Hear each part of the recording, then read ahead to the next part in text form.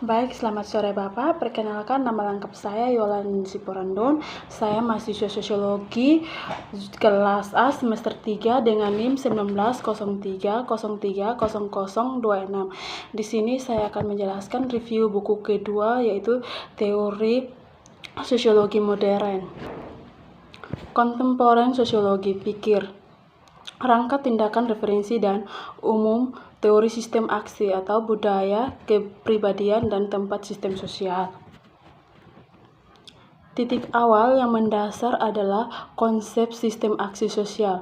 Itu merupakan sebuah interaksi aktor individu, yaitu terjadi dalam kondisi seperti itu adalah mungkin untuk memperlakukan proses interaksi seperti sebagai suatu sistem dalam pengertian ilmiah dan tunduk pada suatu urutan analisis teoritis yang sama dan akan telah berhasil untuk mendapatkan sebuah pengertian atau diterapkan pada sebuah jenis sistem lain dalam ilmu lain.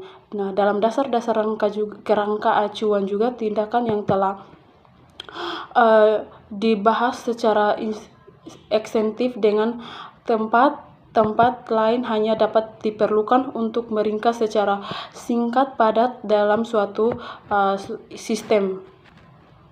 Dalam skema relasional juga terdapat sebuah analisis struktur dan proses sistem yang dibangun oleh hubungan unit-unit tersebut. Dalam suatu situasi, termasuk dalam unit lain juga, tidak berlaku bagi internal struktur ini kecuali merupakan secara langsung berhubungan dengan sistem relasional untuk sebuah pemikiran sosiologis yang kontemporer. Dalam sosiologi kontemporer juga terdapat sebuah elemen simbolik tradisi budaya, merupakan sebuah ide atau kepercayaan yang simbol atau ekspresif dengan menghargai orang atau sejauh mana mereka diperlukan sebagai objek situasional oleh beberapa ego atau bukan, dan internalisasi oleh beberapa elemen konstitutif dari struktur kepribadiannya. Merupakan tindakan dan proses dalam sistem aktor situasi, namun memiliki motivasi signifikan bagi aktor individu atau dalam kasus kolektivitas komponennya merupakan sebuah individu yang harus orientasi proses tindakan yang sesuai atau berkaitan dengan gratifikasi ataupun penghindaran dari perampasan aktor yang merupakan sebuah relevan ataupun secara konkret dilihat dari sudut pandang suatu kepribadian yang sangat relevan. Tetapi meski begitu, itu sangat berakar di dalam sebuah organisasi konkret motivasi dan tidak juga bisa untuk merupakan suatu tujuan teori aksi yang sangat analisis dalam hal kebutuhan organik organisme. Dalam organisme ada organisasi unsur-unsur tindakan untuk tujuan teori tindakan di atas segalanya. Fungsi hubungan aktor merupakan suatu situasi dan sejarah dalam sebuah hubungan, dan pengertian tindakan hanya terdiri dari tanggapan ad hoc terhadap rangsangan situasional.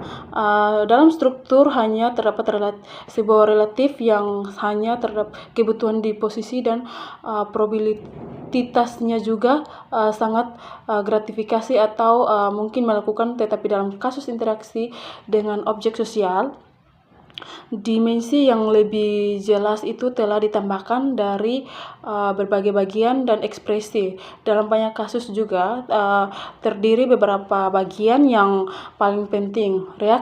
Dalam sebuah reaksi yang mungkin terjadi dari tindakan yang mungkin mengubah sebuah ego, namun reaksi yang muncul juga dapat diantisipasi dan dengan demikian mempengaruhi pilihan ego sendiri. Akan tetapi pada suatu tingkat tersebut terdapat sebagai sebuah elemen situasi sangat muncul, merupakan sebuah makna khusus untuk merupakan sebuah tanda atau simbol yang menjadi relevan dengan organisasi tertentu. Dalam sistem aksi dari para pelaku terkait dengan sistem interaksi yang telah dibedakan menjadi tingkat budaya yang perlu diperhatikan. Padahal istilah sistem sosial juga mungkin merupakan suatu kesepakatan terbatas yang harus dipluralitas dan kemungkinan dapat diabaikan dengan kesepakatan sebagai sebuah sistem interaksi yang sangat merupakan sebuah aktor individu yang berorientasi pada situasi di mana sistem termasuk yang dipahami secara umum. Namun dalam arti tidak salah satunya secara teoritis dapat diproduksi menjadi suku-suku atau salah satu kombinasi dari dua jenis lainnya. Namun masing-masing sangat diperlukan untuk dua hal yang dalam artian tanpa kepribadian dan budaya tidak ada sistem sosial dan seterusnya. Jika terdaftar sebuah sangat berbeda, yang berarti bahwa properti penting juga merupakan sebuah kelas sistem dapat secara teoritis diturunkan dari pengetahuan teoritis. Kita tahu bahwa keduanya sangat tidak acuan dalam suatu sebuah kesalahan yang harus berada di sebuah level teoritis lainnya.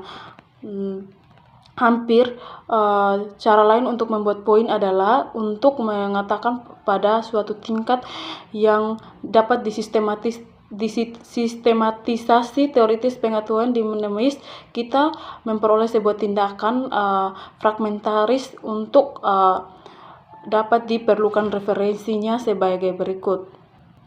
Adapun juga konsolidasi teori sosial dan penelitian merupakan sebuah minat yang mengkonsolidasikan hubungan timbal balik antara sosial dan teori dan penelitian sosial secara untuk dapat mencurigakan tidak tercela.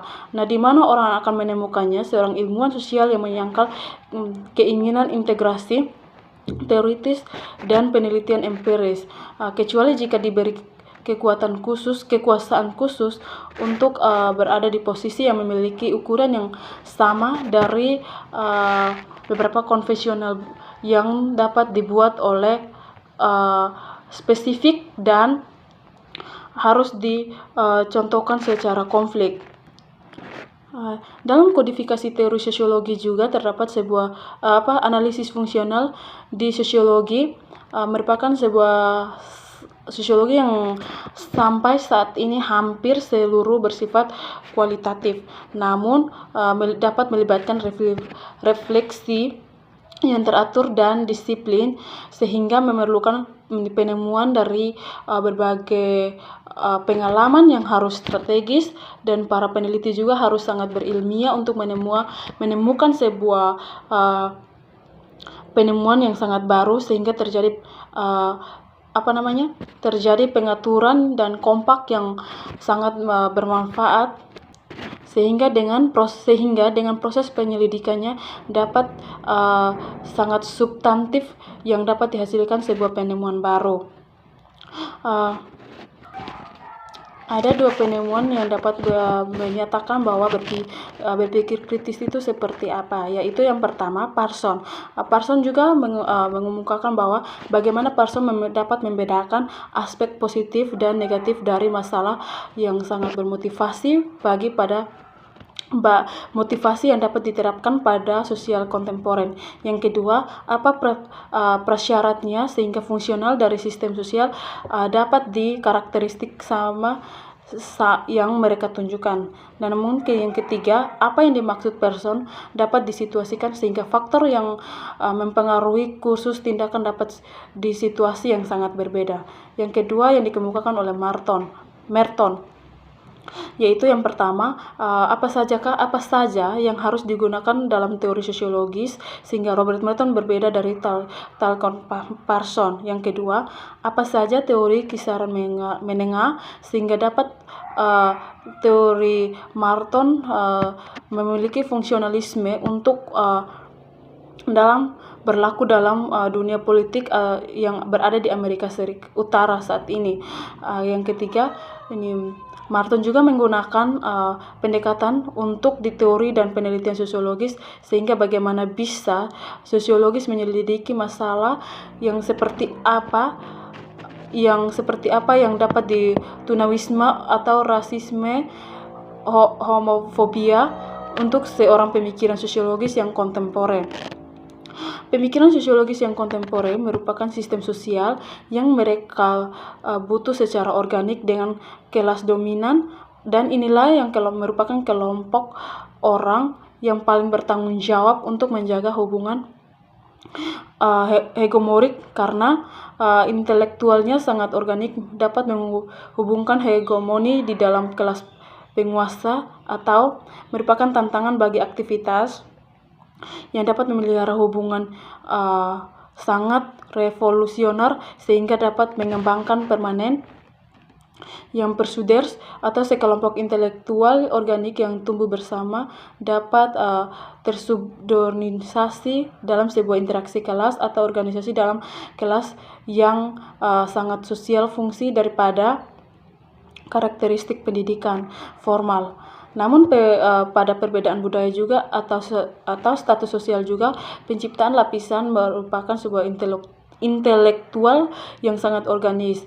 Dapat menjelaskan juga bahwa harus menjadi sebuah elemen atau kegiatan praktis umum yang terkait erat bagaimana tenaga kerja dan kegiatan praktis atau organik dapat mampu membangkitkan perasaan atau gairah yang dalam kelas subordinasi tersebut. Dan terdapat juga sebuah hambatan kelas yang sangat bertindak untuk mencegah penuh penggunaan sumber daya manusia, sehingga Kanada yang di zaman ketika tingkat keterampilannya sangat tinggi sangat penting untuk pengembangan masa depan. Namun pemikiran sosiologi yang kontemporer yang merupakan refleksi yang meyakinkan tentang apa yang disebut sebagai teori perkembangan merupakan perkembangan barat, sehingga menyimpulkan dengan ringkasan yang beralih ke sejarah dan hanya ke sejarah jika apa yang dapat menyebabkan sebuah penyebab yang sebenarnya, sehingga terjadi sebuah kondisi perubahan yang nyata daripada pola struktur dari sejarah. Namun umumnya eksperimen dalam interaksi sosial atau analisa dapat di kebangunan rohani atau kontemporer merupakan sebuah metode yang komparatif untuk dapat menarik, dan kesamaannya sangat jelas dan dapat terjadi dalam sebuah struktur ilmu politik, dan bahkan lebih jelas tanpa berbagai budaya yang sangat tunggal, meskipun terjadi hanya dapat ditemukan sangat sederhana. Namun masyarakat pertanian atau berburu dan meramu itu merupakan sistem seperti yang tidak ada lagi di dunia. Ternyata secara empiris juga ekonomi dunia secara historis tidak stabil, struktur yang mengarah ke kehancuran atau penaklukan oleh satu kelompok, dan kapitalisme sejak awal merupakan sebuah urusan ekonomi di dunia dan bukan urusan ekonomi di dunia negara bangsa.